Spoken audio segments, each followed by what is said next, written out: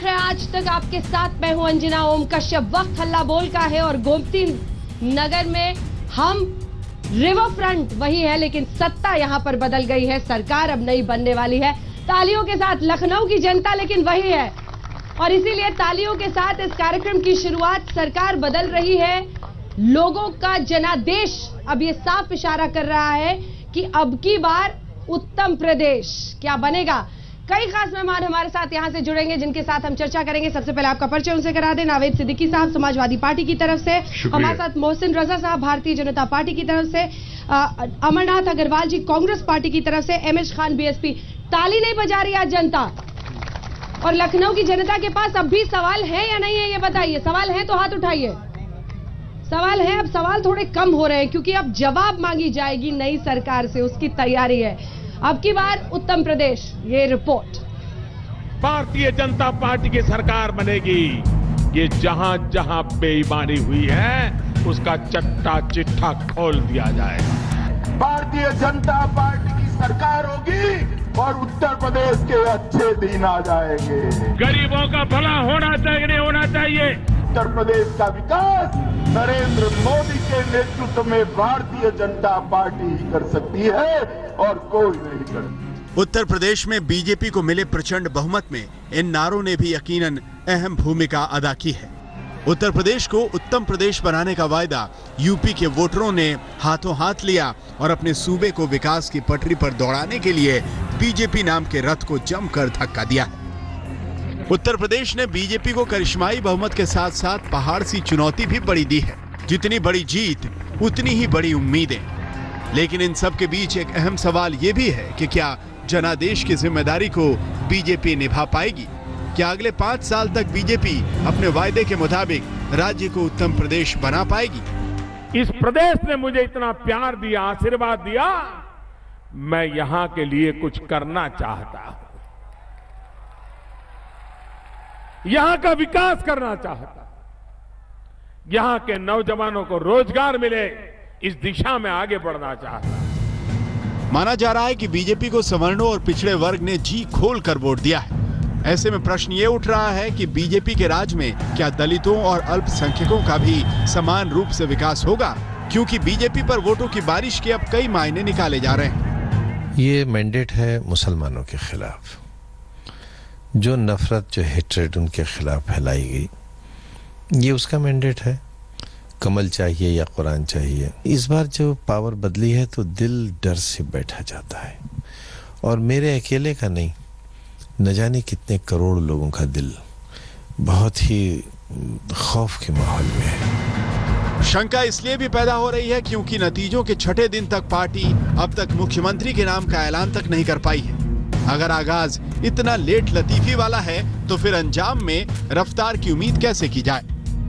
हालांकि अभी 5 साल की सत्ता की शुरुआत हो रही है, लिहाजा नतीजों, आकलन और विश्लेषण के लिए इंतजार करना होगा। लखनऊ से मौसमी सिंह के साथ आज तक ब्यूरो। तो अपनी इस रिपोर्ट में हमने दिखाया क्या क्या वादे किए गए हैं और क्या क्या उम्मीदें हैं, क्योंकि जब जब प्रचंड जनादेश आता है उम्मीदों का बोझ बड़ा होता है उसके साथ। एक बार जरा ये नजारा आपको दिखा दें। नेता के पीछे लखनऊ की जनता और जनता के पीछे वही गोमती रिवर फ्रंट, जिसकी चमक के साथ अखिलेश यादव ने एक वक्त पर सोचा था कि एक बार फिर से उत्तर प्रदेश की, आप लोग जरा सा साइड हो जाएंगे तो देश भर में लोग देख लेंगे, थोड़ा सा साइड हो जाइए। जरा ये चमक और यहाँ के झरनों की शीतलता पूरे उत्तर प्रदेश में क्यों नहीं पहुंच पाई, इन सब पर चर्चा होगी। चर्चा इस बात पर भी होगी कि प्रधानमंत्री ने आज कहा, न बैठूंगा न बैठने दूंगा। अब इसका अर्थ क्या समझे, ये क्या संदेश है। और इसी के साथ उन्होंने ये भी कहा कि जो मुंह के लाल थे वो चुप रहे, उनका भी शुक्रिया अदा किया, जिसके बहाने नावेद सिद्दीकी और खान साहब बड़ा हमला किया करते थे बीजेपी पर। हमने तो सिद्दीकी साहब आपका नाम सबसे पहले ले लिया, लेकिन जनता ने कहीं का नहीं छोड़ा। क्यों हुआ ऐसा? देखिए, सबसे पहले तो हम यही कहेंगे कि मोहसिन भाई बैठे हैं, भारतीय जनता पार्टी को, नरेंद्र मोदी साहब को और पूरी उनकी टीम को बहुत बहुत शुभकामनाएं और हार्दिक बधाई। लखनऊ में आज आप शो कर रही हैं और बहुत खूबसूरत बात यह है कि जिस जगह आप कर रही हैं वो हमारी ही देन है, और ये खूबसूरत नजारा जो आप देख रही हैं। अब वो बात दूसरी है कि वक्त बदलता रहता है, हालात बदलते हैं, कुछ न कुछ ये सबके साथ होता है। चलना, रुकना, फिर गिरना, संभलना सबके साथ रहता है। लेकिन हम जनता के फैसले का सम्मान करते हैं। जनता ने जो मैंडेट दिया है बहुत आदर के साथ उसको एक्सेप्ट करते हैं। समाजवादी लोग, अखिलेश यादव जी ने भी एक्सेप्ट किया बहुत कायदे से, और हम सम्मान करते हैं। अब हमसे कहीं ना कहीं कोई कमी रह गई होगी, हर इंसान से कमियां खामियां होती हैं, हमसे भी हो गई होगी, उस पर हम चिंतन और मंथन बैठ के कर लेंगे। लेकिन आज इनके हाथ में बागडोर है, तो उत्तर प्रदेश में जो विकास हम लोगों ने किया है उसको हमें पूरा यकीन है मोहसिन भाई और भारतीय जनता पार्टी आदरणीय नरेंद्र मोदी साहब हमारे विकास को और गति देंगे और आगे बढ़ाएंगे और उत्तर प्रदेश को एक अच्छा प्रदेश, उत्तम प्रदेश बनाएंगे ताकि यहाँ के लोग खुश रहें। खत्म नहीं हुआ आपका भाषण मोड, अभी चल ही रहा है नेताओं का, क्यों? नहीं नहीं, मोहसिन साहब, रंग खास पहना है आपने, लेकिन सवाल यह है कि होगा कैसे, रंग कैसे बदलेंगे? क्योंकि गोमती रिवर फ्रंट की चमक ने उत्तर प्रदेश को यह बता दिया और यहाँ पे काबिज सत्ता को कि आपने पूर्वांचल का ख्याल नहीं रखा, आपने तमाम इधर उधर के इलाकों का ख्याल नहीं रखा। तो लीजिए ये नतीजा।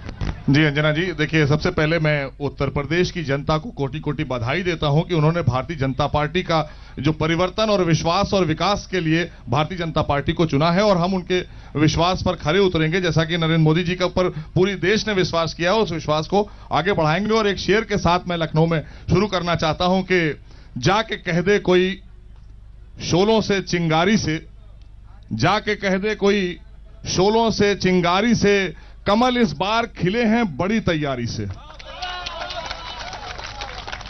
तो आपने परिवर्तन देखा अंजना जी, अभी हमारी सरकार ने ओथ नहीं ली है, हमारा मुख्यमंत्री अभी आया नहीं है, सदन में हम पहुंचे नहीं, हमारे विधायक यहां हैं इंतजार में, लेकिन आप देखिए परिवर्तन की लहर आपको पूरे उत्तर प्रदेश में दिखाई दे रही है। हमारा संकल्प पत्र सारे अधिकारी मंगाकर पढ़ रहे हैं, ये उसी बात का संकेत है कि मोदी जी क्या चाहते हैं, भारतीय जनता पार्टी क्या देना चाहती है विकास के तौर पर, क्या परिवर्तन चाहती है। परिवर्तन शुरू भी हो गया, बिल्कुल शुरू हो गया।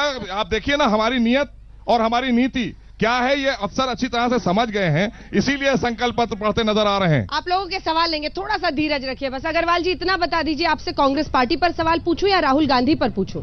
आप कांग्रेस पार्टी पे पूछिए, माइक ऊपर उठाइए, गांधी पे पूछिए, माइक उठाइए, जिस पे आपको सवाल पूछना हो आप पूछ सकते, दोनों पे पूछिए।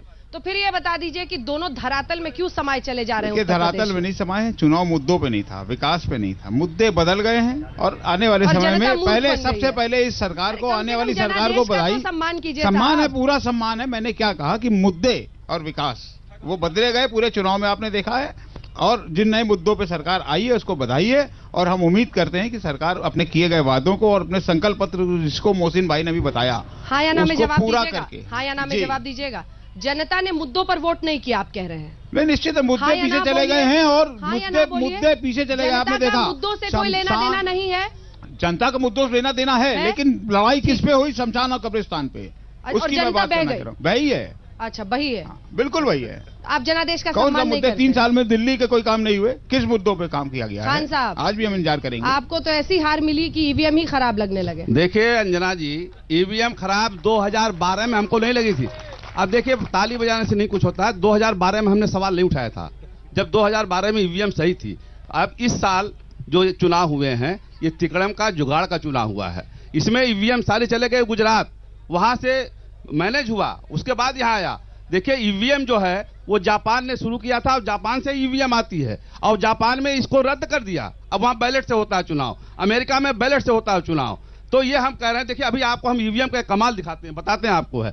अयोध्या विधानसभा में वोटर 3,16,722 हैं, वोटिंग हुई 1,90,033 जो कि 60% होता है, लेकिन वोट काउंटिंग हुए 2,70,488, 27,455 वोट कहां से एक्स्ट्रा आ गए? यही मुझे बता दीजिए आप। तो ये हवा हवाई बातें नहीं है, ये हमारे पोलिंग एजेंट हैं, हमारे काउंटिंग एजेंट हैं, वो बताते हैं इस चीज को।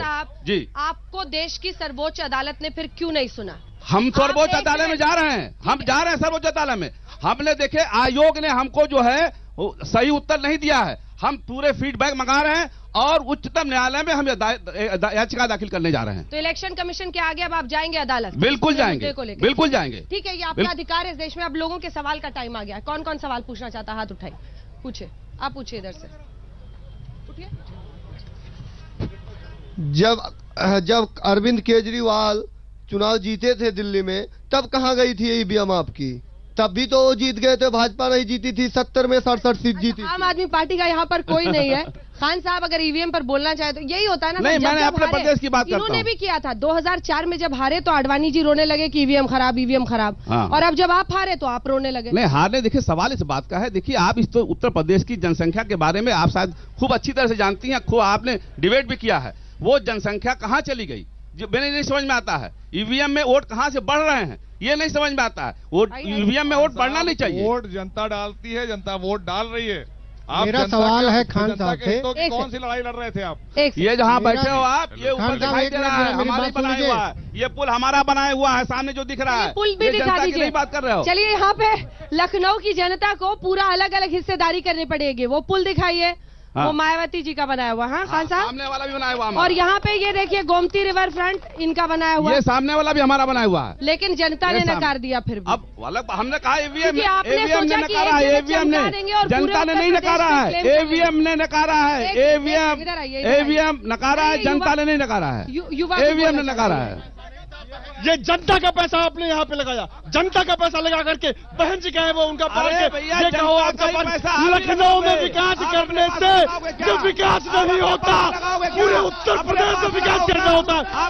खान साहब मैं आपको बता दूं, लखनऊ में विकास करने से नहीं, ये काम नहीं करना में है। भारतीय जनता पार्टी ने ये संकल्प लिया था कि कांग्रेस को पहले गिरफ्तार करेंगे और अभी हमारी मंत्री पद का गठन तक नहीं हुआ, लेकिन बलात्कार। अंजना जी, यहाँ पर अंजना जी सरकार बनी नहीं, हुड़दंग चालू हो चुका है।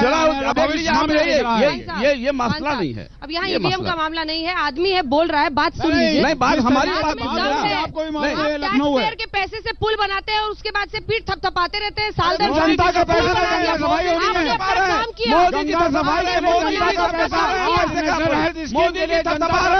मोदी जी थपथपा रहे पीठ अपनी। मेरा सवाल है खान साहब से, जब मोदी जी, आदरणीय मोदी जी देश के प्रधानमंत्री जब विदेश दौरे पे जाते थे तब तो यहाँ की जनता या आपके नेता लोग कहते थे कि मोदी जी तो हमेशा विदेश में रहते हैं, और आज आप विदेश की तुलना कर रहे हैं कि वहाँ पे बैलेट बॉक्स से होता है, मैनुअल वोटिंग होती है। आज आप क्यों तुलना कर रहे हैं उसकी? तब कहाँ थे आप लोग?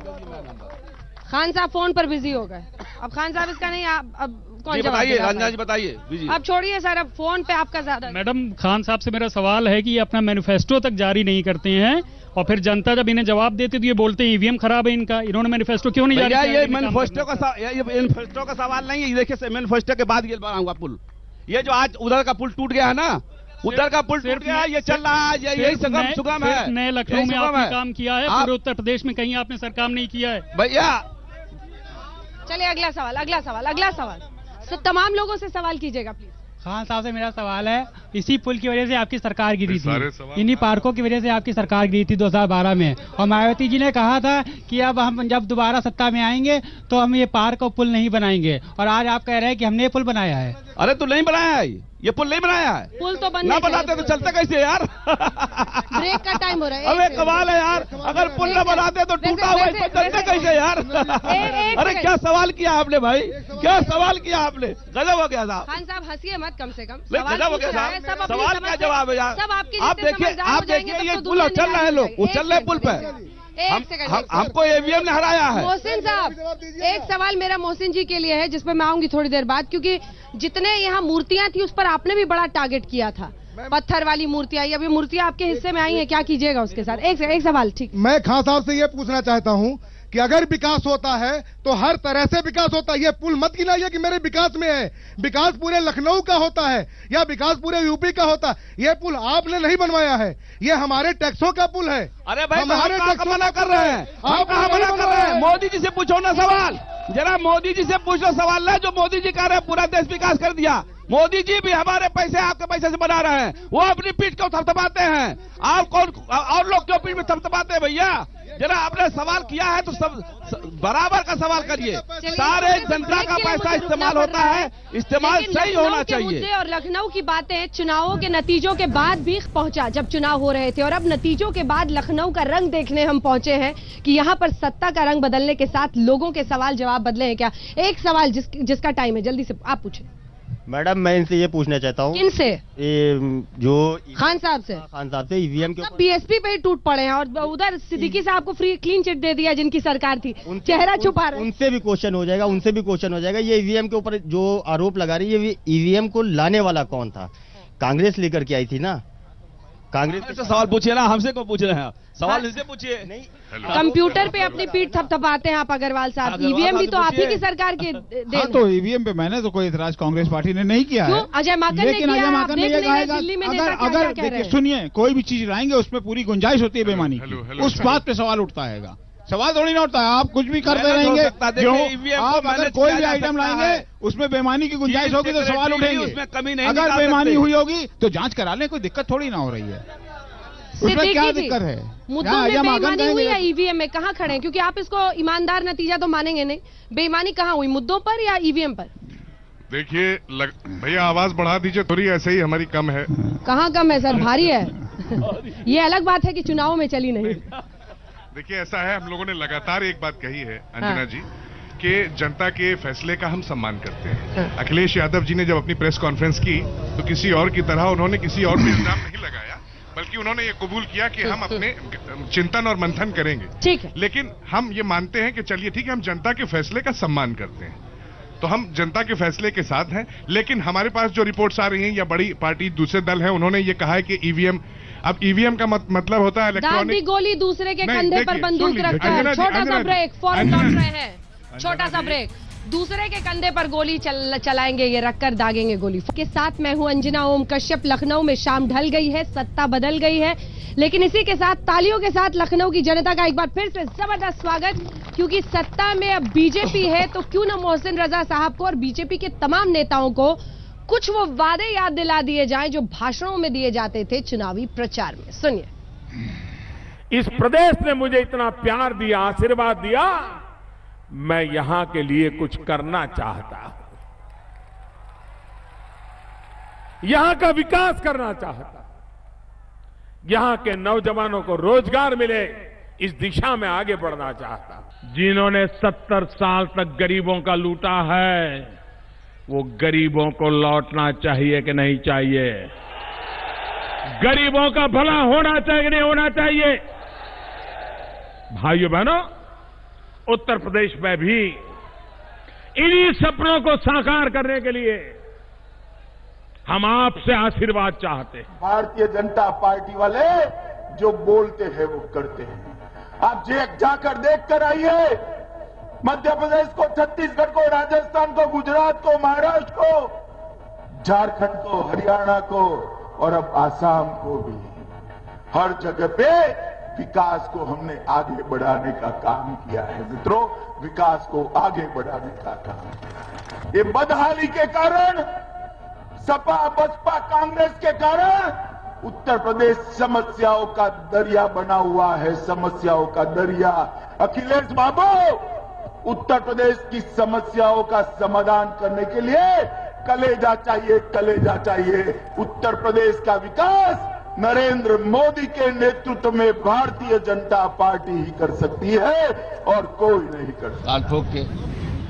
बीजेपी अध्यक्ष अमित शाह के इन दावों के बीच कि सिर्फ और सिर्फ नरेंद्र मोदी और बीजेपी की ही सरकार उत्तर प्रदेश का सही विकास कर सकते हैं, और खुद मोदी जी ने कहा कि हम बदल देंगे उत्तर प्रदेश को। हालांकि आप तो अभी से कह रहे हैं कि एक ही 2 दिन में परिवर्तन शुरू हो गया है। क्या करेंगे? कोई ब्लूप्रिंट है आपके पास, रोड मैप है? कैसे आएगा वो बदलाव? देखिए अंजना, जो हमारे पास रोड मैप है उसके असर अभी से दिखने लगे।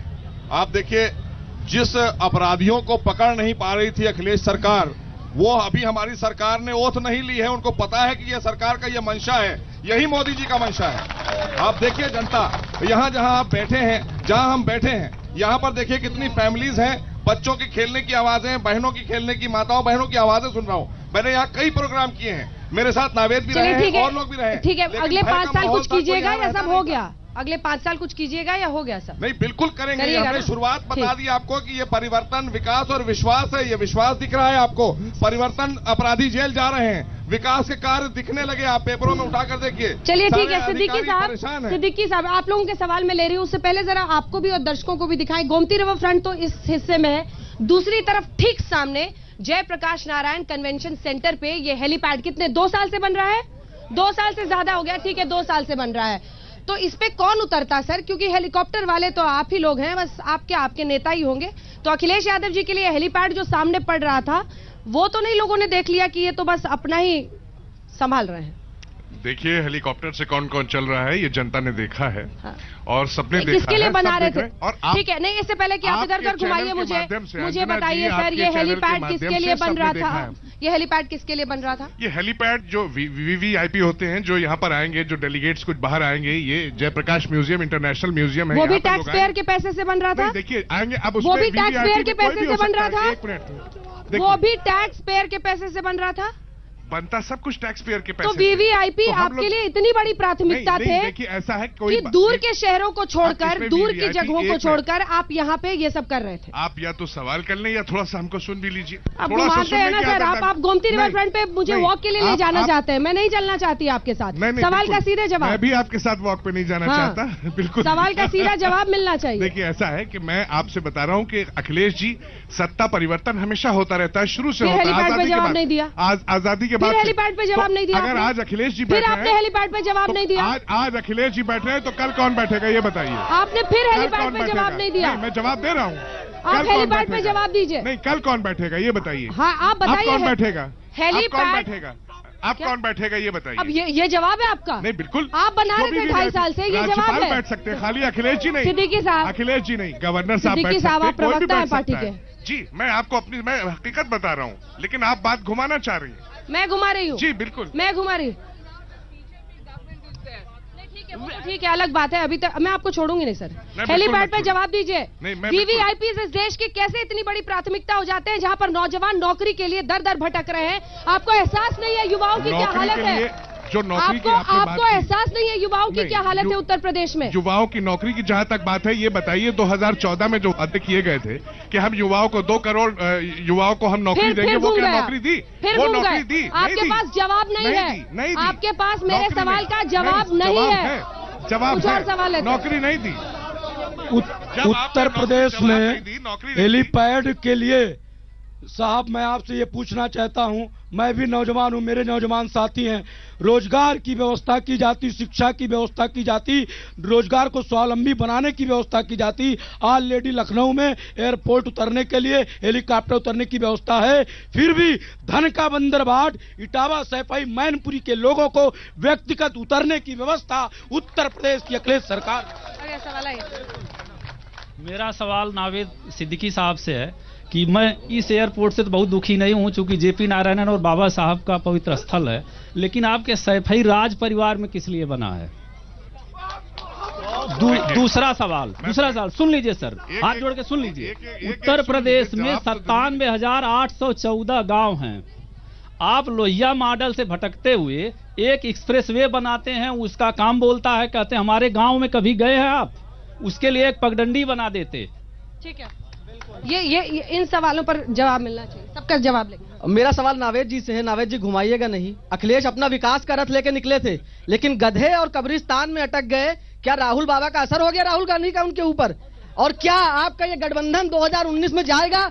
खान साहब क्या मायावती भी इसका हिस्सा बनेंगी? ठीक है, एक दो सवाल और। आप बड़ा घूमने के शौकीन थे तो अब सुनिए। नावेद जी से एक सवाल है। आप कहते थे काम बोलता, काम क्या सिर्फ लखनऊ में ही बोलता है, गांव में नहीं बोलता है? गांव में कितना काम हुआ हमें बताएं जरा। पूरा उत्तर प्रदेश देखिए, पूरा उत्तर प्रदेश देखिए। पूछ लिया बहुत देर से। हाँ सॉरी, मेरा सवाल ये है आपसे कि टैक्स पेयर जो 20%, 30% के स्लैब पे आते हैं, गवर्नमेंट क्या उनके लिए एडिशनल कर रही है और क्यों वो टैक्स दें?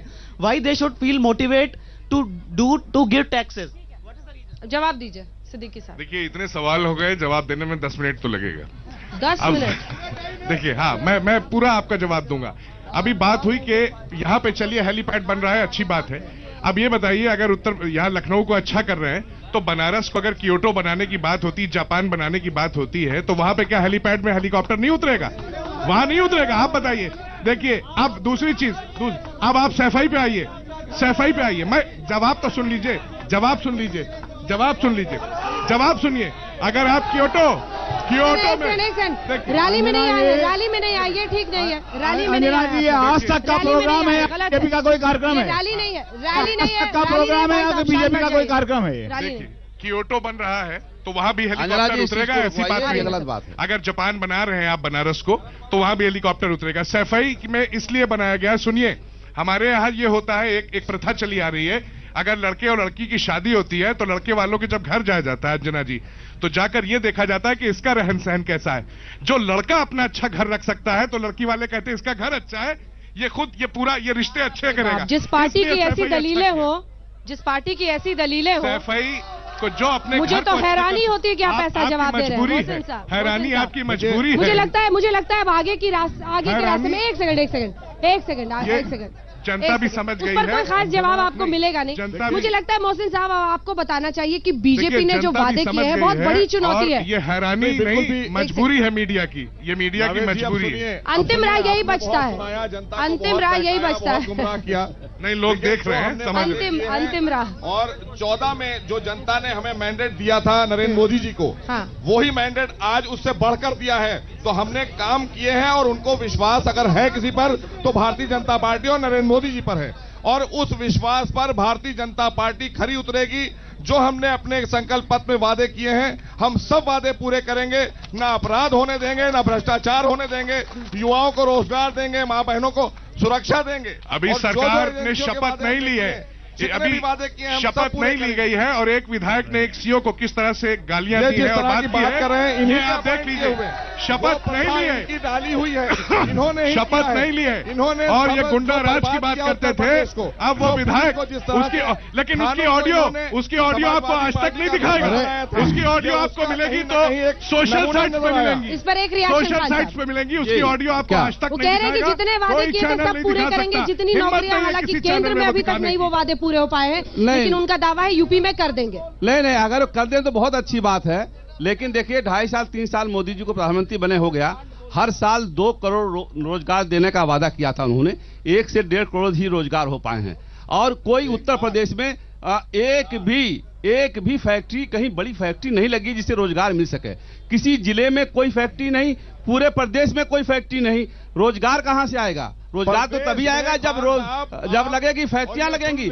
आप यहां से 73 सांसद हैं, 73 सांसदों में किसी के भी कांचौसी में, अब आप बोल लीजिए कंपनी आने को तैयार नहीं थी। नहीं, वो ठोस बात कह रहे हैं ना कि जितने सांसद आपके यहाँ से गए हैं उन्होंने कौन सा परिवर्तन अपने अपने क्षेत्र में कर दिया है कि उम्मीद बिल्कुल किया। हमारे सांसदों ने काम किया, हमारा जो पैसा आया वो इनकी सरकार ने बिल्कुल भी खर्चा काशी क्योटो बन गया, काशी क्योटो बन गया, काशी क्योटो बन गया, अगर चलाया है उत्तर प्रदेश को, काशी क्योटो बन गया।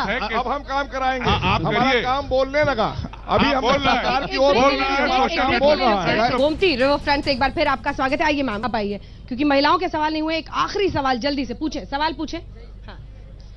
मैं पूछना चाहती हूँ नावेद जी से कि सपा शासनकाल में कहीं भी महिलाएं सुरक्षित नहीं थी, महिलाओं के साथ बहुत अत्याचार था, बलात्कार, लूट। जवाब ठीक, जवाब जहां पे आप बैठी हुई हैं इसके बिल्कुल ठीक ऊपर 1090 है, और ये 1090 ऐसी जगह है। आज इसका दुनिया में सुन लीजिए, आज अगर ये वही 1090 है कि एक महिला पीड़िता जब शिकायत करने गई तो जिनकी जिम्मेदारी थी उसकी सुरक्षा करने की, उन्होंने खुद उसका प्रताड़ना करना शुरू कर दिया। 1090 में अगर आप जाएंगी मोहतरमा तो आपकी कंप्लेन वहाँ सुनी जाती है, महिलाएं ही सुनती हैं।